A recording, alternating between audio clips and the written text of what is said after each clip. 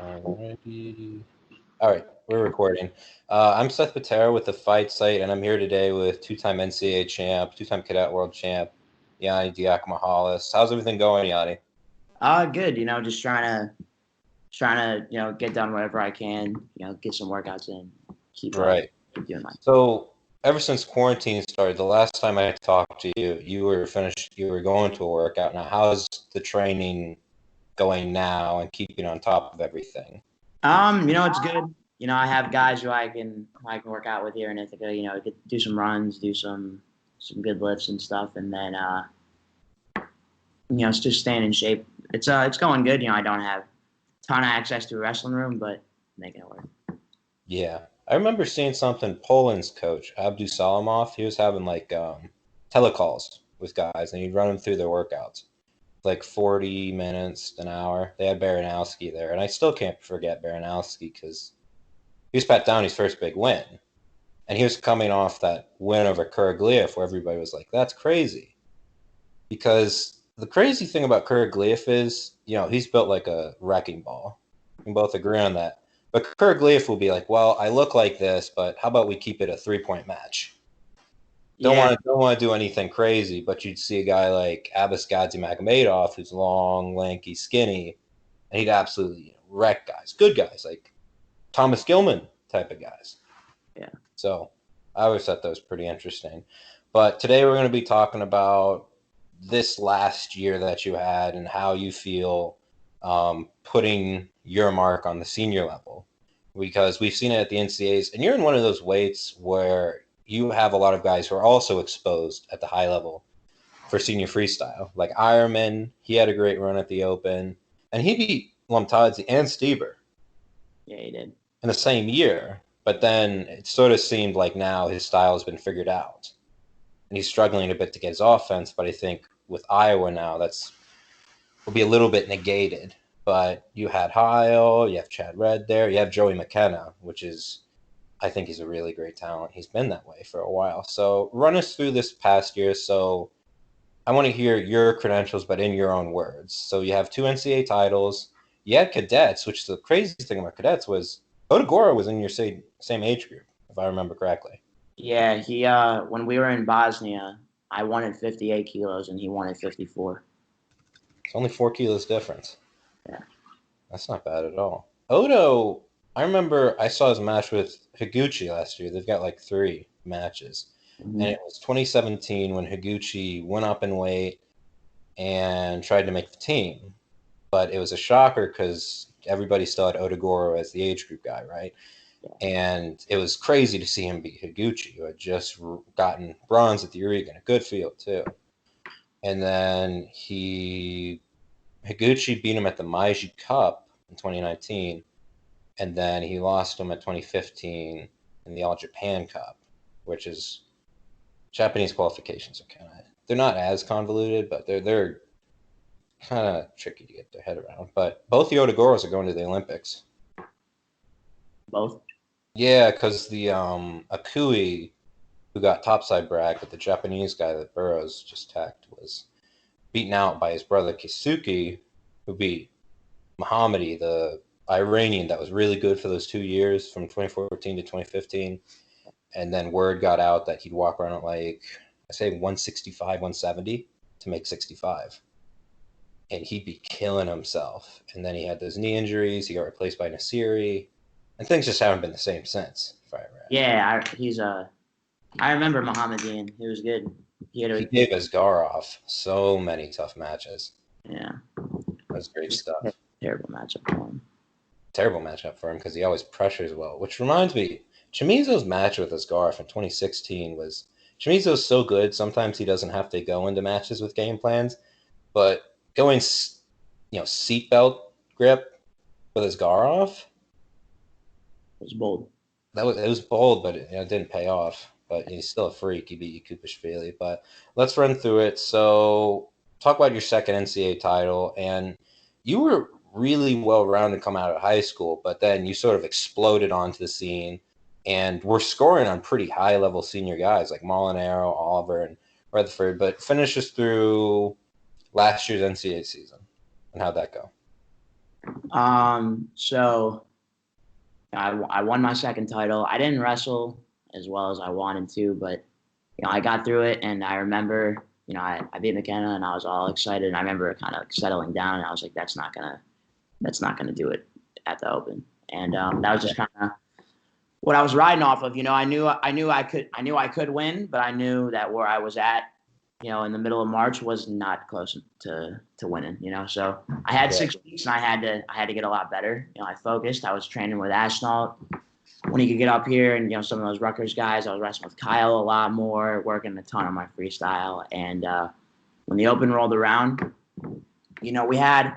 I'm not gonna say like a full-on game plan for everybody, but I knew what I was going into. You know what I mean? And psychologically, I believed I was ready, and I was kind of waiting for that moment. When I was going to wrestle one of those guys, and I drew Molinaro in the quarters.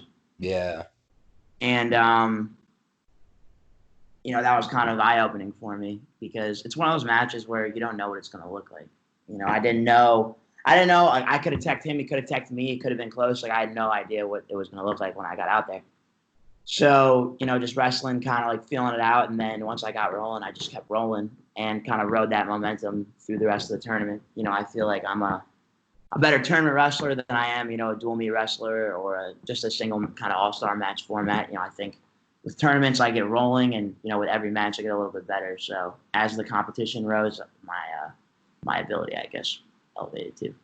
Yeah, well, that's sort of like under the logic where it'd be like, my body gets to warm up as well, but I also get more reads on guys, and I get my wrestling going as well, wherein you sort of have to do it at a cold open, essentially, for one-off matches. Yeah. But finish NCAAs, we go into the Open, and then you meet up with Bajrang, who, word is Bajrang could be coaching after the Olympics. Really? Yeah, he wants to come stateside, so I think that would be a great thing, but the man has got the craziest competition schedule I've ever seen. Yeah. So what he does is he trains all over the world, but a lot of times wherever he goes, he'll compete there and then just stay there and train. Yeah. He did it in Russia. He did it, in Dagestan. He did it with the in the United States. Yeah. He did the Beat the Streets thing and stayed here. And then I think generally he travels around and trains. And when people are like, "Oh, well, while you're here, why don't you wrestle?" He's just like, "Okay." Yeah. He's not a huge 65. He doesn't really struggle making weight. He's really strong though. And he's freaky strong for what it looks like. Yeah. He breaks guys like Valdez Tobir, and I look at Valdez Tobir, I'm like, I heard the gyms got shut down, but that doesn't mean you're going to be leaving. He's huge. Yeah, he's so strong. I saw him at Pan Am's, though. He's not as gigantic as he looks. He's just filled out. He's like his skin is stretched. Like, you can see he's as full of muscle as he could be. Paper thin skin guys, I could never. Well, mainly because I'm not in good enough shape for that. That's the. But yeah, talk us through talk through that match with Bajrang, because that had a lot of momentum changes, and you were sort of capitalizing on some of the things where he's more open on his first line defense, but he's a really strong scrambler now. Yeah. So the Open was 8 days before that Beat the Streets match, or maybe it was 10. It was not soon before, so I couldn't really do anything. I just was like, all right, I better be in good enough shape to go for this. Yeah. And same thing for him. He was coming off that tournament in Dagestan and flew in. Yeah, but he had a good field there. Yeah, I think generally that was the most unfiltered. Like, we just went out there and wrestled. It's not like we could have prepared. I mean, I'm sure we game planned for each other, but it's not the same when, like, you just show up and wrestle. Like, you had to take, like, I pretty much didn't take any time off after the Open, just rolled into it. And he was really strong. It was different because I wrestled guys who wrestle hard and who pull on your head a lot, but his feel was different. It was not the American, like, pull. Yeah. A lot of in and out, fake pull, in and out, And he's really good with feeling your weight shift and feeling your momentum, and he kind of gets you in this, like, rocking back and forth with him. And then he steps on your foot, right? Yeah. Oh, the toe stomp single. I remember coming into the match, I'm like, I am not getting my foot stepped on. Like, there's no way I'm wrestling. Yeah. One of the guys going to step on my foot. He stepped right on it. He stepped right on it. And, there were things I figured out as the match went on, what positions I could beat him in and stuff. But, it was a good feel, and it was a good sign for me. You know, he beats a lot of guys with his pace. Yeah, he does. And I hung right in there with him. I know there were a lot of breaks. You know, he like whacked me in the face. My nose was bleeding the whole time. But Yeah. I kind of hit a point in the match where I got tired and, you know, I read around the 2-minute mark, and then I kind of caught an adrenaline pump. And then after that, I was great. You know, no fatigue, nothing. So that kind of showed me where I was with my conditioning and, you know, what I could do to guys. You know, if I can wrestle with Bajrang and neither of us are tired at the end, then I can put the heat on guys too. And then, you know, at the same time, it showed me, you know, sometimes guys beat him with skill and athleticism, which showed me, you know, where I need to get my athletic ability and my skill to, because, you know, I need to be able, if I was in as good a shape of him, I need to be able to score the whole time like some of those guys do, you know, in the first minute. I need to keep that up because, you know, he's great is he might give up points early, but the way he is, you know, it's kind of like you might score on him, but you're dying in the process. Yeah. To be able to keep that scoring rate high up, but which I can do, you know, I can keep my attacks high, but I need to just be better. The only guy I've seen really, you know, I wouldn't say blow out of the water. There's still competitive matches, but Odagoro. Yeah, it's a terrible matchup for him because Bajrang's pressure lends right into it because Odagoro is all about getting your hands to the mat, getting that short offense going, and that's where he gets his leg attack setups. And I watched at Asian Championships, and it was wow. I mean, I like watching the Japanese. They're great leg attack finishers. They're very fundamental. I love watching. But Odagoro, like, he's his kryptonite. Yeah, well, it's a bad matchup, you know, because Odagoro's so lightning quick and he's long, so it's hard to get your hook set in on a guy who's long like that and who's keeping you off. You know what I mean? If he reaches out with his arms, you're 3 feet off him. It's hard to get to a guy like that. And then you kind of have to make a hard jolt at him if you want to get your hands on, and that's when he gets, you know, his throw bys, his snap downs, double legs and stuff. So just a bad mismatch for him, kind of. Like he wears it every time they wrestle, but it's just tricky. Oda's just tricky in general. He beat Haji. The only guy who really shut him down when he was healthy was Rashidov. Yeah, he's good. Well, Rashidov is the opposite. He doesn't pressure forward at all, and he just stays in his little ball. Yeah. Just kind of walks into you, and he's all folded up with his hands out. So Odagoro can't snap him because he's short. So he's already low to the ground. It's hard to get that good whip down on him, and he can just kind of walk you down like that. And he's super. The greatest thing about Gajimrad, I was keeping up with Russian Nationals. I was covering it, and it was the year he didn't have to compete. And I saw him compete because he has a twin brother, Shamil. And what do I see Shamil do? He gets teched in the first round. I'm like, this isn't happening. No. This can't, because I talked up Gajimrad so much, rightfully so. He's a freak. I think he's number 5 in the world pound for pound right now. He's in the toughest weight class. As we talked about this earlier, 74 and 65 are the toughest weight classes because that's where most people are at. Yeah. So we finished Bajrang big match, and then we're rolling into the Chardot, and then the big crazy one after the Chardot was the Zolkowski. But let's run through the Chardot first. So I drew Zane in round 1, which was fun. I remember doing my weight cut, and my dad's like, you know, I bet you're going to draw him in the first round. And I was like, why? He's like, because that's just how the things work in the world of irony. And I did. And, you know, I didn't really game plan for him that much, but it was like the things that he beat me on at Final X were kind of lingering issues that I had always, you know, needed to improve. So indirectly, we had fixed a lot of the things that led him to beat me in the Rutgers match. Beat him, and then I had this guy from Azerbaijan, and I remember. So it worked out where there were only 10 guys in my weight, so I could, at the worst, know who they were. So I knew that Rahimzadeh, you know, he had heavy hips and good defense and wasn't really a high volume attacker. Good underhooks though. Yeah. So I knew with him, same deal. Those kind of guys, they like, you know, quiet wrestling, you know, where it's just here and then one hard go to win. So for me, I'm like a lot, you know, pulling on his head, a lot of shots, fakes, and that kind of stuff. And, you know, that kind of carried over into the Musakayev match. It was easy to see kind of throughout the tournament that he was going to be worn out. He was going to get tired, you know. But I knew he had a lot of power when he was good. His retakes are great. Yeah, really explosive. Like his impact is crazy, and then he can run off it too, which is a good skill to have. Yeah. So I knew the next two guys were gonna be tough to score on. Good athletes, and not in amazing shape, so I could take advantage of my conditioning. And then in the finals, I would have wrestled the artist formerly known as Opan Sat. Oh. Oh yeah. The crazy thing about Turkey is they'll give like Erdogan. I think they have two guys named Erdogan, and they're both Russians. One of Well, them is Tuvin. Erdogan is the last name of the president. President, yeah. Which is weird because they don't quite. Not every country has that transfer rule. Yeah. Where you know how like in Muay Thai where they'll have to take the gym's last name. It's like you'll have like PK or Sitchai, and he has like some super long last name. Turkey's apparently got the same deal, but doesn't apply for everyone. Only the good Russians. Yeah. They have Opan, who he still gets good wins. Like he'll beat Rasadine. He's still tough. He was in the World Semis a couple of years ago. 2017, yeah. And then Kishkishvili, do you remember that low single he hit on him? He's like, I'm not just going to come out the back door. I'm going to bring it all the way up. Just stand up. Just stand up with it. I remember Yassar, Salim Yassar is a Russian too. Kaloy Kotoriev, yeah, he's from Ingushetia. They have with Loyev, the Kurd, who failed the drug test a little while ago. But one of the things about the Olympics getting postponed is those drug tests don't get postponed. So those suspensions are going to be up pretty soon. Oh, so guys who are out of the Olympic year are back in.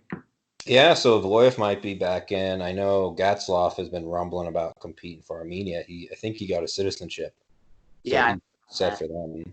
And then, but yeah, it's Vloyev, Yassar, and then Kyrgyzstan. Two Kyrgyz are Ingushidian transfers. Musayev, Magomed Musayev, beat Serhat Balsi in the 2012 Olympics. Balsi was a 97 world runner-up the year before. Big turret. But yeah, Erdogan, the other one, Salim, he put a beating on Rezi Yazdani back in 2014. Like not anything worse than Yazdani's knees have ever done to him, but it was bad stuff. So yeah, I mean that was the Turkey. It was kind of, I mean it was a really deep but small weight. You had Ian who won in Rome that year. Mm-hmm. And but for me, I had three really good guys, and but that's not who I wrestled in the finals. I would have wrestled Bahrain was Haji Ali, who's a Russian. Yeah. Because he beat Erdogan. Yeah, he did. And I remember he came up to me. The reason is he came up to me before the finals, like, my shoulder is no good. And I was like, really? Yeah. Yeah, forfeit. And he was just like in his street clothes, and I was like, okay. And like it started warming up, and he was still in his street clothes, and I was like, all right, dude, he's really not kidding. Yeah. The weird thing about him, Haji Ali, he's a good guy. He's beaten Idrisov, the older one, not Ahmed, Magomed Rasul, the world runner-up at 61. He beat him back when he was competing for Russia as Gadzi Magomed Aliyev at the Ali Aliyev back in, I want to say, 2017. A lot of Aliyevs to work with, but they're all good. And then I don't know how valid you think the Tobir match was, because that was Tobir looks like he had no interest in winning. I call that the money match because Tobir made some money off of that. Yeah, that's the only way I can look at it, because that with Cubans a lot. Like if you're that good of a thrower and you were tossing around one of the Yazdanis like pretty easily before that, you could still put up a good one against Haji. I know he's good, but like. Well, and like the way he was getting beat, it just looked like he was trying to just end the match as soon as possible. Yeah. Who's the other big Cuban? There's two other Cubans that I know took falls. Lopez, the big one, big heavyweight for Greco. Bijan? Yeah, he had that big debacle a while ago. I think it was against the Turk. What's his name? Blanking. Gildirim. I think it is. Let me check. Yeah, so he got caught a little while back. His suspension was kind of weird. He was caught like spreading like hate speech about Greeks, like just something really specific. Really didn't like Greeks. Yeah, Turks and Greeks kind of have a thing. They just really don't like each other. Not even a little bit. there's things in America where you're like, oh, I forgot there's like hundreds of years of ethnic conflict. Let me just not step on those toes. Yeah, yeah, it's a weird like cultural thing with Turks and Greeks. I don't totally know. I mean, I know kind of, but like it's interesting. It's just long run. And then Yoel Romero had some bouts. I think it was with Menderashvili, the Georgian who won the Olympics, where it's like, wow, I thought you blew this guy out of the water. How come it's close? I've And it was, heard I've heard stories about Yoel taking dives against guys. I mean, Yoel needs the money. Cuba, from what I heard this from one of the boxers that once you get good, they don't cover you as much. No, They take away your funding. you think it would be the other way around? Yeah, it just depends on the guys, but that's one of the paths that can happen with it. I'm like, well, that's not great. And Yoel's thing was, I think he had some European tournament, and then he just showed up in the German club league. Yeah. And was doing really well, and then just kept fighting in Germany, and then he fought in Strikeforce, and now he's one of the scariest men walking the face of the earth. He already was, but now he can. Now people consider him to be. Yeah, terrifying guy. But let's talk about Zolkowski, because you had Oganesian, who's been good for a while, and who is just a, there's no other way to say it. He's crazy to watch. He's great stuff. No, Poland. I remember originally I had gone because Chikayev and Rashidov been here before. I remember Bill Zadek was like, well, we're not sure how we feel about you going if it's not part of the USA contingency, which, like, I get. Yeah. Like, and he was like, but if you want to go, like, you tell me. He's like, but, I want you to want to go, Don't just feel like wrestle. And I was like, no, like, I want to go. There's going to be some really good guys there. And he's like, okay. And I ended up being Chikayev and Rashidov weren't there because that's where they settled the wrestle off one time with it was supposed to be Bekbulatov and Chikayev in 2017. Both of them. Well, I think was it 2018 for 65. 18. Because Rashidov went to 61 and he beat Idrisov. And it was something where Chikayev didn't wrestle, or Chikayev won the Russian championships, and him and Bekbulatov were going to wrestle for the spot, and they didn't make weight. So I'm like, I'm going to Poland. That's where they're going to do Chikayev and Rashidov. And Beck was the runner-up at Euros, but I think he beat Chikayev at the Regan. Then he kept having these injury issues, and he was hurt, or he didn't make weight for didn't make weight. That shut the door. So. Yeah, so I'm like, all right, I'm going to go there. And then it ended up being tough anyway. He had Timur Ochier, who took 5th in the... He's tough. How's it feel wrestling him? Because he's sort of a specialist from an over-under. He got beat by Niazbekov. Yeah, Dalit? Yep, and then Niazbekov lost to... Gore. Oganesian, yeah.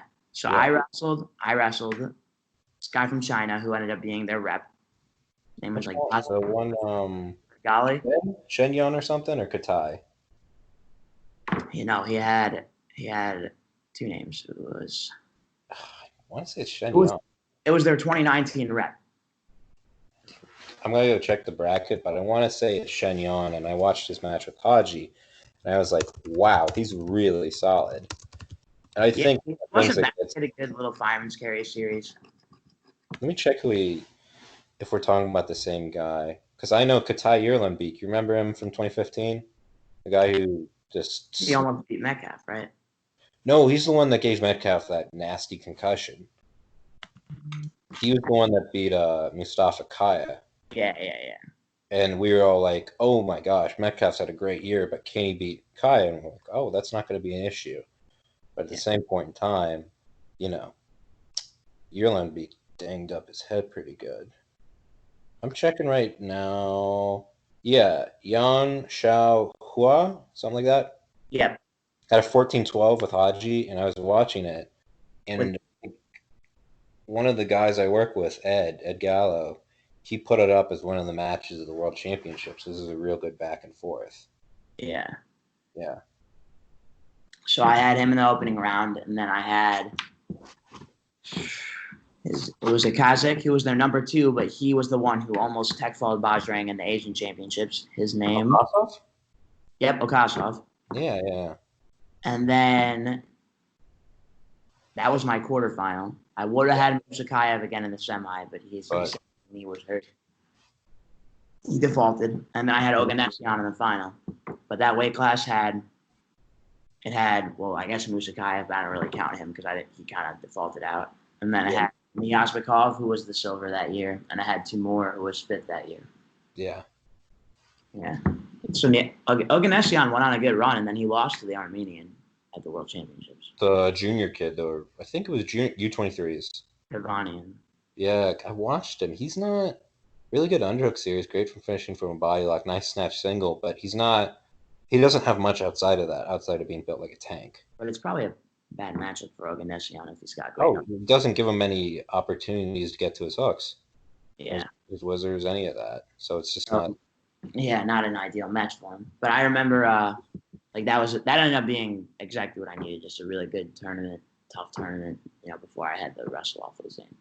Yeah, and then it's just so stingy. Things didn't quite go the way, and then you go into the Open at the end of the year. How was that?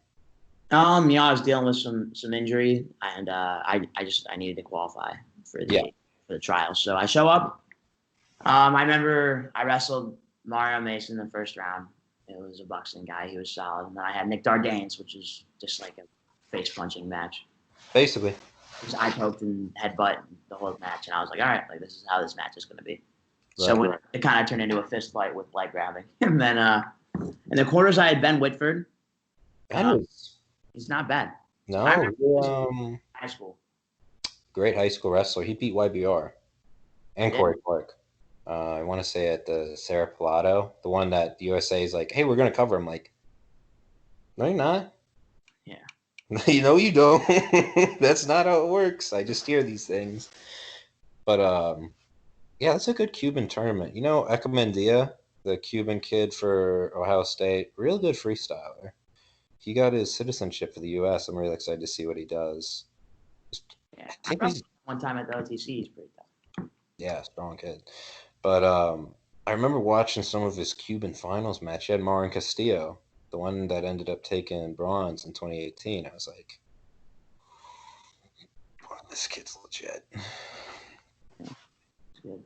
Yeah, and it was just weird to me because people would be like, well, maybe he's 23, maybe he's 24. I'm like, I see the learning curve from all across the other countries. I see good Cubans. I've seen good Kazakhs and Azeris and Russians. That's not really the case. There's only one big case. We know Taimur Mammadov lied about his age, and India's got a bad problem about that too. Yeah, they're pretty open about it, kind of. Yeah, they'll tell you, like, hey, I don't think he's 19. I think he was 19 back in 2011. But, yeah. Don't mind the kids he's talking to. Those aren't his. Yeah. No. Echemendia said he was born in September of '99. It sounds legit. Yeah, I mean, he looks about age, Yeah, he's solid. But you finish up the Open. You had McKenna. Yeah, it was not a great finish by me. Tough. Yeah, he's a good matchup. He's got a really good single leg. Yeah. And, he's kind of got that stingy, doesn't pressure forward kind of feel. So he had a good game plan for me. They did a good job there, and he finished the match late. Beat me there, and then I had Meredith in the round to qualify for the trials. Pretty much, I tackled him, and then last match was done. Yeah, well, you had the only other time you really had issues with trials was juniors. Were you still cadet eligible at the time? Yeah. Well, for one of them. Which one? The Deacon one. That one was my first year of junior. Right. That was a tough bracket. He was a gigantic 66-kilo guy. He'd be a big 74. Yeah, to be honest, I was really small.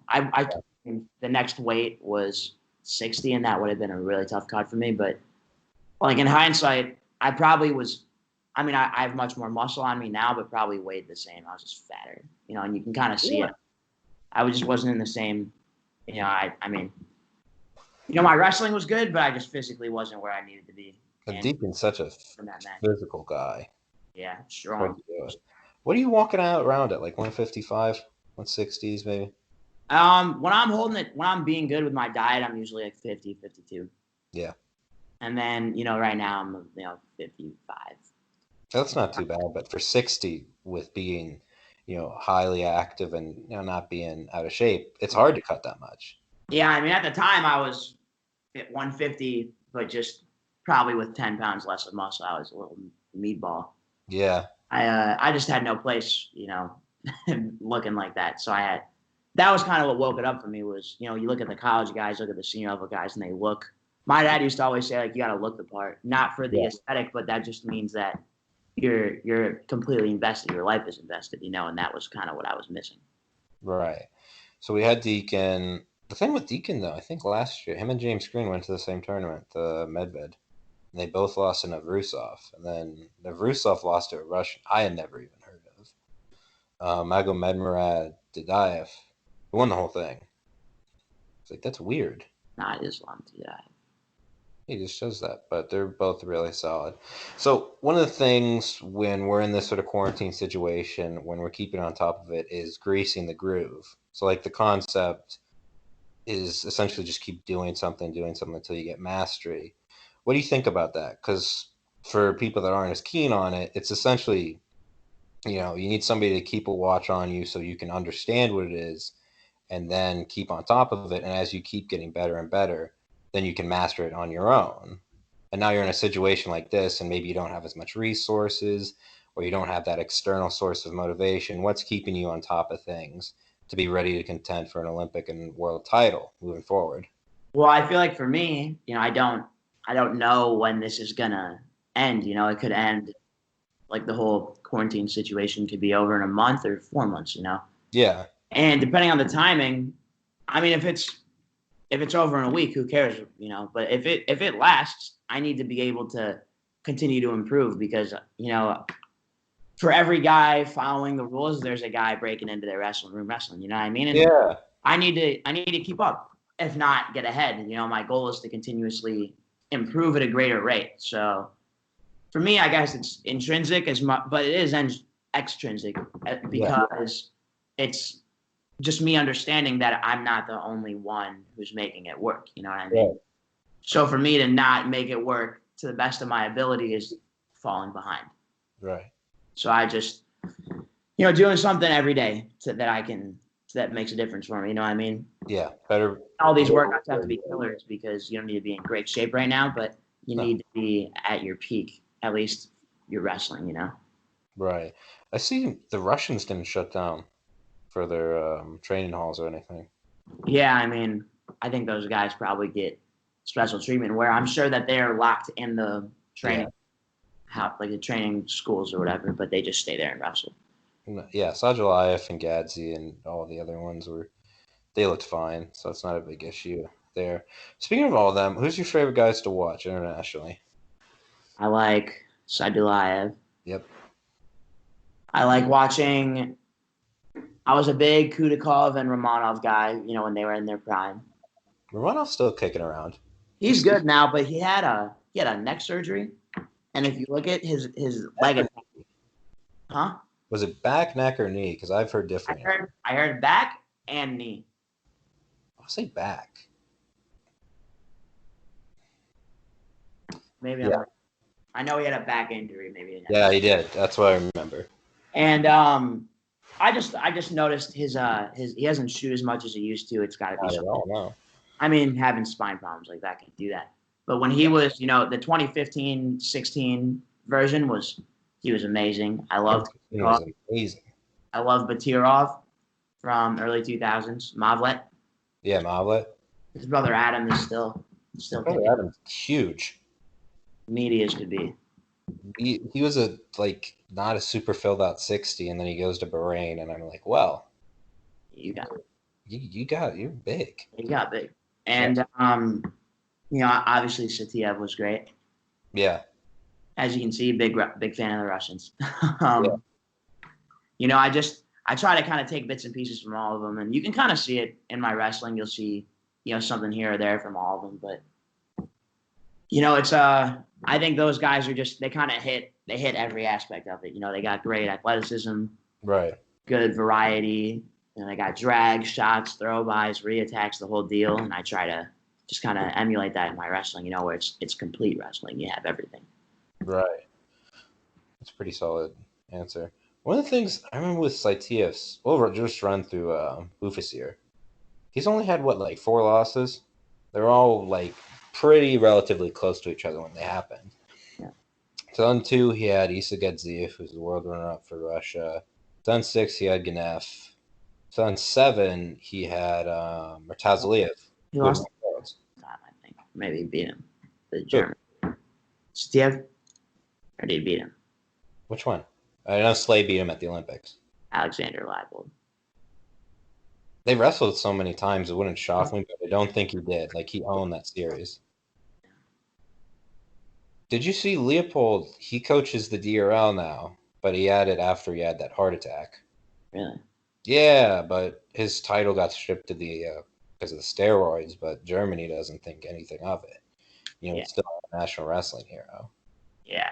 He was amazing. He's got great scrambling, far ankle, like freestyle scrambling. You know, he was great. Amazing.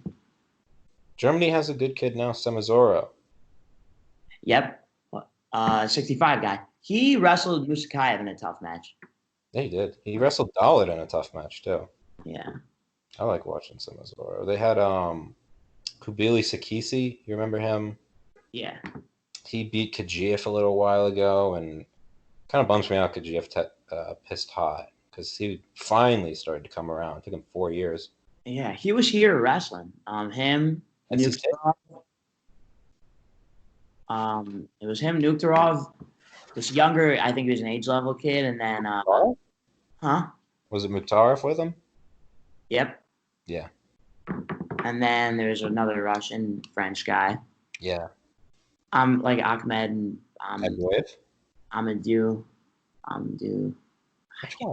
A lot of them we met by first name. I just recognized Kajiev and Nuktarov because the one medal in the Worlds and the other one was in my weight class. But he was here training right before that. Yeah, because I saw him at NC State, and did he go up to NYC or Cornell? He was in Cornell. I know he had to have gone to Oklahoma State at some point because he had a bunch of Oklahoma State stuff. Oklahoma State fields a lot of guys. They had Gadzi, Kwiatkowski. Kurbanilev went there. Yeah, for a while. I hear, Andy Horovat, he told me a story about when he went to train in Russia, right? And he sees Kurbanilev. He's like still a teenager, probably right before he won juniors. He's like, Andy, take me back to America with you. I'll be fine. I'll beat Zadok. The year that he wrestles Zadok in the Schultz. And it took a long time, but eventually in 2014, Kurbanilev did show up. He just had to wrestle Metcalf, so yeah, I don't know why that went in his favor. It was a tough one. Skilled, really skilled too. You want to talk about Russia a bit and what you like about them? Because I remember watching the Euros and age group and all that, and one of my favorite guys is Zamalov, who you're talking about the Saitievs. He's coached by Adam. Yeah, the 70-kilo guy. 74 now. Good. Him with Bayev. Bayev says he wants to be a 74. That's what I heard. Yeah, they're like the same team, and he went up, and Romanov went to 70 or 65. Yeah, the thing is, but I heard that was kind of what was happening because they both were at 70 for a bit. Yeah, and then Romanov stayed down at 65. He was won the Alonzo of Shuraev, runner-up to Shuraev, and then kept things going. You ever be interested in wrestling any club action? Because I know Gwizdowski does, and I know Daringer was signed up to. Are you asking if I would? Yeah, because I know the German league is always looking for guys. Yeah, I mean, I can't really get paid right now, so it'd be tricky, but I would definitely be interested in it. I mean, I wouldn't find it valuable to fly to Germany just to, like, wrestle. Yeah. If I could get lined up with some good guys, I definitely would. They can, what do you think about... They had Ozrang, they had Tobier. Yeah, they did. They had the Belarusians, Shabanov, Takayev. Yeah. Musaliev was there.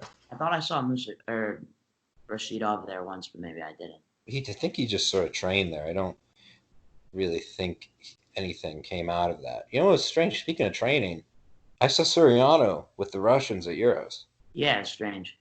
Because he does with the NYC RTC, with Frank, and one of the Fine Silvers works out with them too. And then Kinchkishvili comes around there now and then. Well, I know Valentin Kalika has a lot of hookups over there. Yeah. I don't know if Suriano, he could make a run for 57 here, but there's obviously the spot for Italy that he Yeah, could work I don't for. know what his like eligibility is for that, but I don't know either, but it seems like he could get pole. Because what, they got him and Givi Davidovi, one of the 15 Georgians who's wrestling for some other country.